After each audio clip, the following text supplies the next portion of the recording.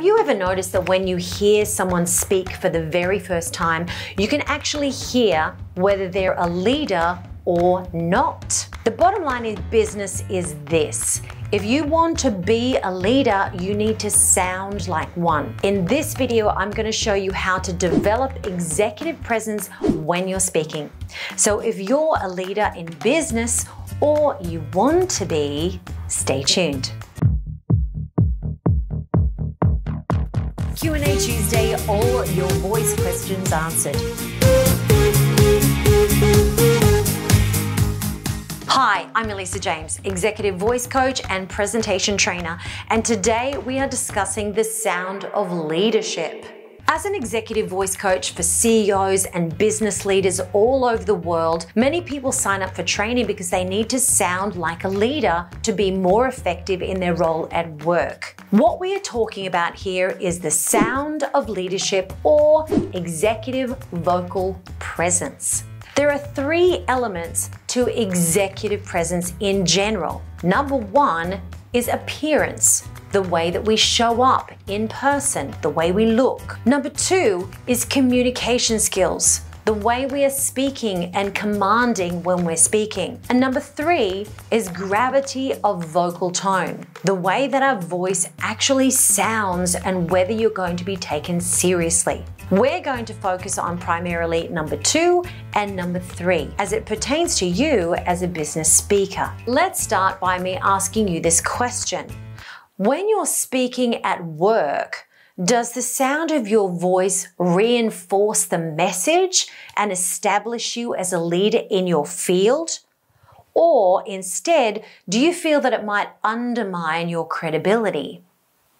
You see, it's all in the way that you deliver your message, not so much the words that you say.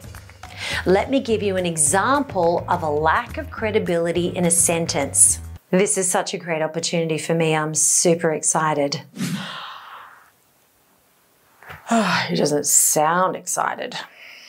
When there is a claim of passion or excitement, but there's no evidence of it, it creates a problem of credibility with your audience.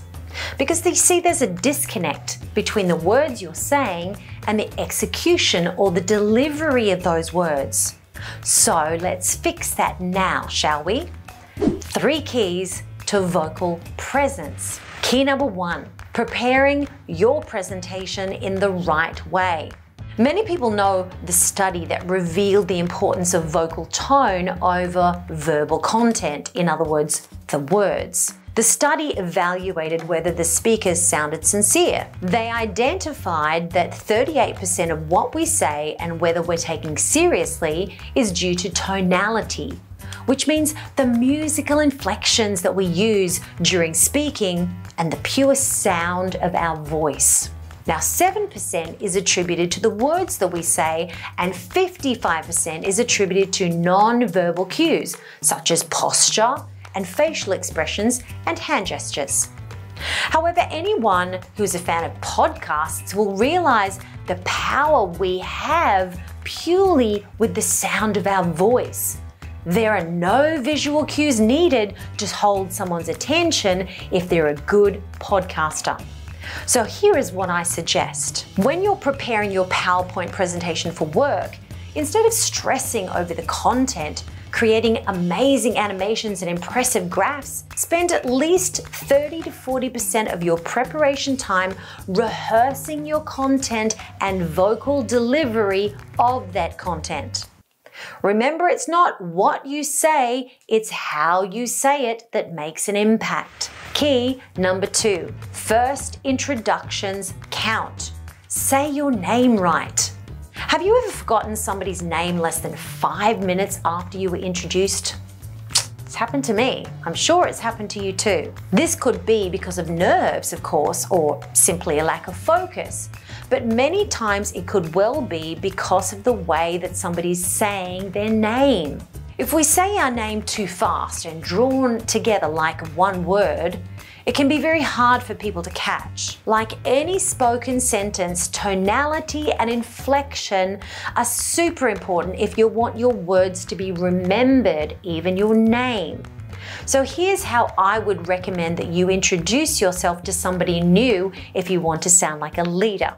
Look them in the eye. Then stand tall and smile and say your name like this. Hi, nice to meet you. I'm Elisa James. Notice that instead of saying Elisa James altogether in a mush, I actually stated my first name with an upward inflection and a slight pause, as though I'm not finished, and then my last name in a downward inflection to let people know I am done. Some people use upspeak, that upward inflection, way too much. And it makes you sound like you have a constant need for validation because you're always asking people for their approval. You see, when you're stating something important, you need to finish with a downward tone.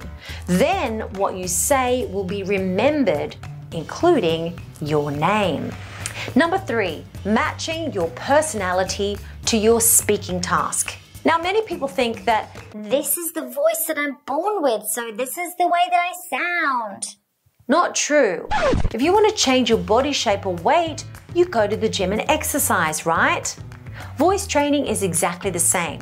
When you learn how to use your vocal instrument strategically, people will understand and remember the message as well. Now, everyone has different facets to their personality, but some of us are just a little too afraid to use them during our presentations. They think it's being disingenuous. But I ask you this.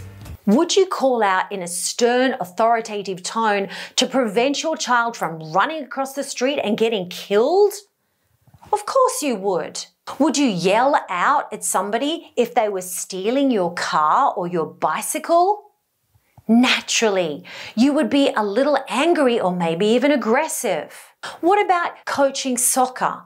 Have you ever coached your son's soccer team? Then you know how to inspire those kids to kick that goal just by the sound of your voice, right? We all have the ability to change our vocal tone at will. So if you need to sound like a leader to get ahead in business, start applying the sound of leadership into your presentations.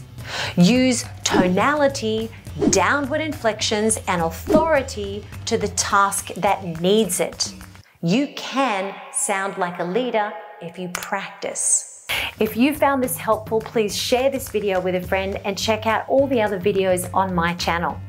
And if you want more information on this topic of leadership, check out the free downloadable ebook, and you'll find that in a link in the description underneath the video.